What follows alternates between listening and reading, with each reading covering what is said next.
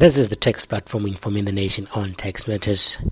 Good day and welcome to another episode of the text platform where we decipher different tax issues. And this week, we jump on a very trendy topic. But of course, we jump on this one from a tax perspective on how this industry is taxed. We're going to look at taxation of mining entities today. And as you know, mining is one of the mainstays of our economy. It's got the biggest contribution when it comes to our gross domestic product, GDP. And we are going to look at the income tax part of it. And when you look at the taxation of mining in Botswana, you can either be taxed under the 12th schedule of the Income Tax Act or through a tax agreement. But you find that tax agreements are more favorable for diamond mines. I mean, diamonds are the biggest thing in our country. And they account for more GDP than any other minerals. So they get special treatment. So if you have a tax agreement and you are a mining company, that tax agreement can vary the provisions of the 12th schedule. And not all mines get that advantage of their tax agreement varying provisions of the 12th schedule. Another thing about diamonds is that, for any mining company, the rate ranges from 22% to 55%. And that is determined by a formula which is 70 minus 1,500 over X. And X represent the profitability of that diamond mine. So if there is higher profitability, it's more likely that the tax rate for that mine will be more than 22%. But diamond mines, whether they are in partnership with government or not, their tax rate is 22% flat.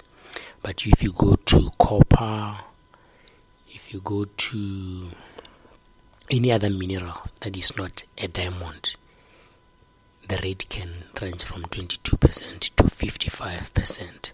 So the higher the probability of that mine means that their rate will be more closer to 55% than to 22%. And when it comes to losses, the assessed losses for mining can be carried forward indefinitely. They are not limited like for other industries, which are limited to 5%. So if you have a loss in a mining company, you can carry it, until that company is winded down or until the end of eternity. So that is one of the advantages of operating in the mining industry. And also they have what we call mining capital allowances that are similar to farming capital allowances, where you can deduct a capital item at 100%, while for other industries the percentages range from 10% to 25% applied on their capital items, that is assets and expenses that are not revenue in nature. So you find that most of their expenditure will just be deducted at 100%, and hence they can go into losses because of that treatment. And in terms of the then capitalization rules for interest, where the interest is returned back, they can carry forward that interest for 10 years, while for other industries it's generally 3 years, and the interest that is added back will be there on the excess of the 30% of taxable income.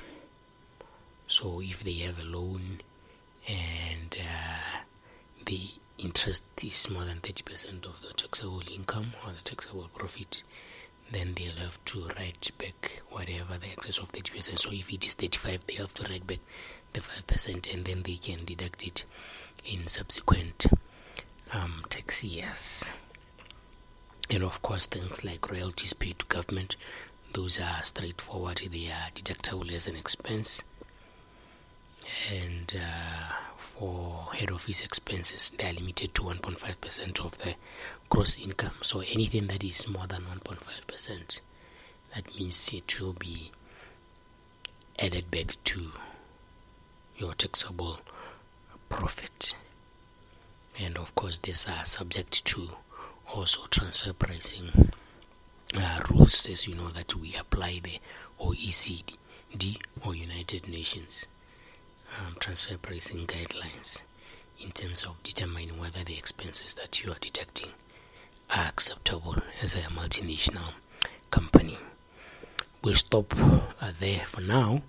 We'll go on to other tax aspects in the following episode. Remember that we are available across all your favorite podcast platform. We are there on Apple Podcast, we are there on Spotify, Google Podcast, and any other platform that you can think of. There's a tax platform for me, the nation on tax matters. Good day.